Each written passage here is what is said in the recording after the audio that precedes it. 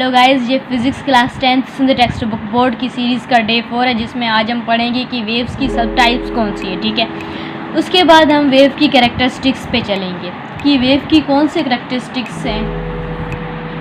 तो जो फर्स्ट सब टाइप है वेव की वो है, तो गाइस इस वीडियो में हम वेव की सब टाइप्स के बारे में पढ़ेंगे, जिसमें जो पहली है वो है ट्रांसवर्स। ठीक है,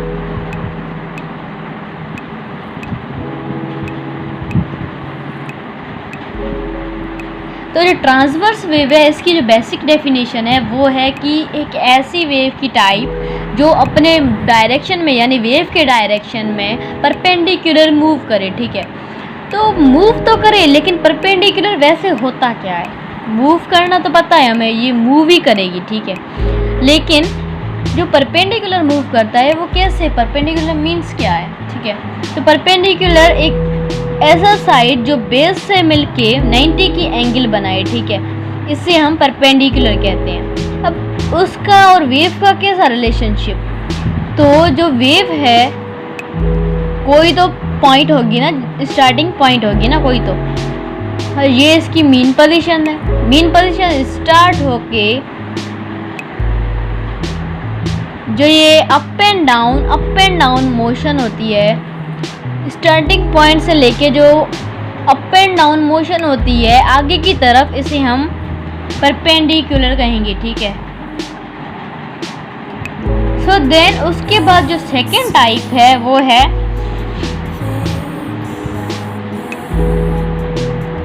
लॉन्गिट्यूडिनल वेव्स। ठीक है, तो लॉन्गिट्यूडिनल वेव्स होती क्या है, मैं फिर दोनों को डिस्टिंग्विश करूंगी। ठीक है,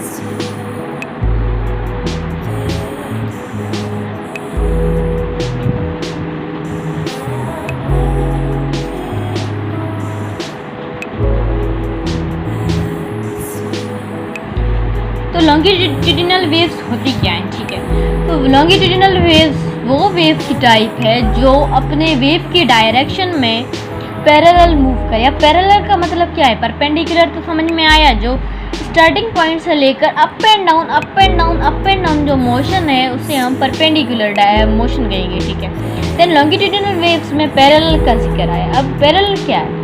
मीन्स अपने वेव का जो डायरेक्शन है वो सीधा मूव करे, अप एंड डाउन ना हो, सीधा हो। जैसे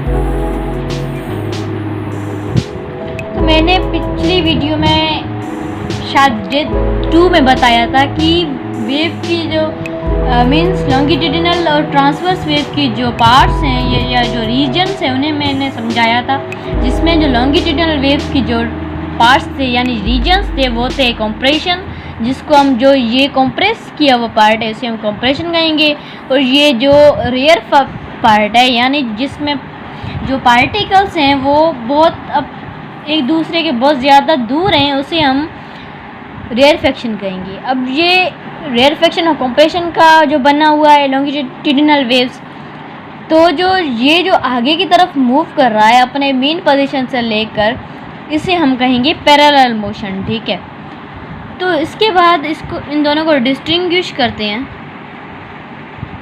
तो गाइस, अगर आप वीडियो पे नए हो तो प्लीज़ चैनल को सब्सक्राइब कर दीजिएगा। उसके बाद हम आते हैं डिस्टिंग्विश पर। अगर आपको समझ में आ रही है तो प्लीज़ चैनल को लाइक, मेरा मतलब है वीडियो को लाइक कर दीजिएगा। उसके बाद हम आते हैं डिस्टिंग्विश पर। ठीक है, तो डिस्टिंग्विश सबसे पहले तो रीजन्स का है। मैंने डे 2 में शायद बताया था कि जो दोनों वेव्स की जो रीजन्स है वो डिफरेंट है। एक में क्रेस्ट और ट्रफ है, ये वाला पार्ट और ये वाला पार्ट। एक में रेयरफेक्शन है और कंप्रेशन है।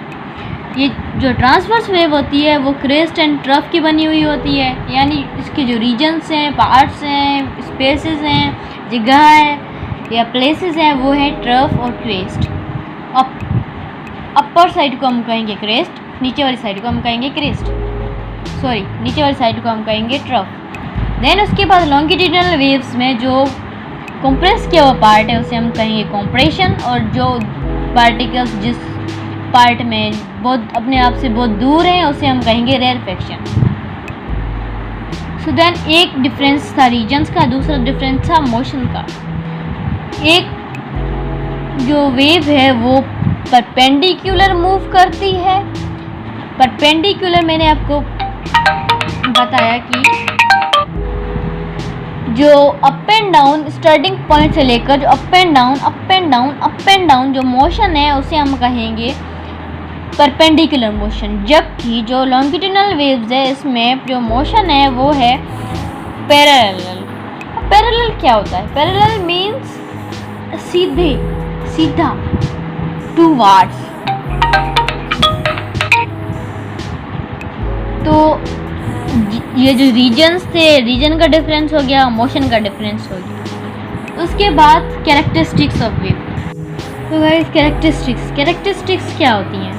तो बेसिकली कैरेक्टरिस्टिक्स वो प्रॉपर्टीज़ हैं वेव की या जिस पे वेव डिपेंड करती है, ठीक है। तो जो फर्स्ट प्रॉपर्टी है वो है, वाइज जो फर्स्ट कैरेक्टरिस्टिक्स ऑफ वेव है वो है फ्रीक्वेंसी। अब फ्रीक्वेंसी क्या है? फ्रीक्वेंसी शो करती है कि एक वेव जो पास हो रही है वो गिवन टाइम में कितने अपने साइकिल्स कंप्लीट करती है। जैसे ये हमें वेव दी गई है,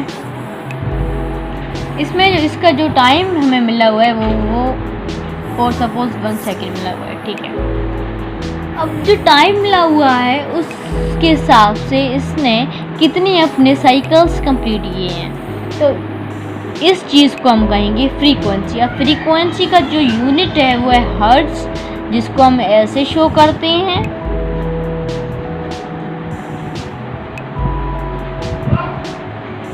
ऐसे शो करते हैं और इसको फुल ऐसे लिखते हैं।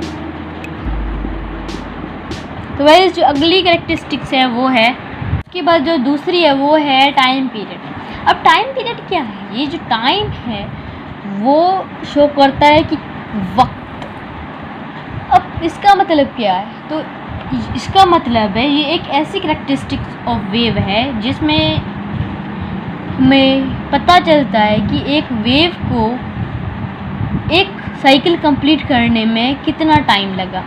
ये जो कैरेक्टरिस्टिक्स है ये शो करती है कि एक जो वेव है जो पास हो रही है, ठीक है, उसे एक साइकिल पूरा करने में कितना टाइम लगा। तो ये जो कैरेक्टरिस्टिक्स है उसे हम कहेंगे टाइम पीरियड। अब इसकी यूनिट क्या है?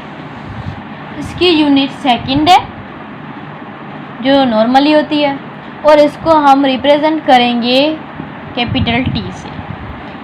तो गाइस अगर आपको वीडियो समझ में आ रही हो please hit the bell icon.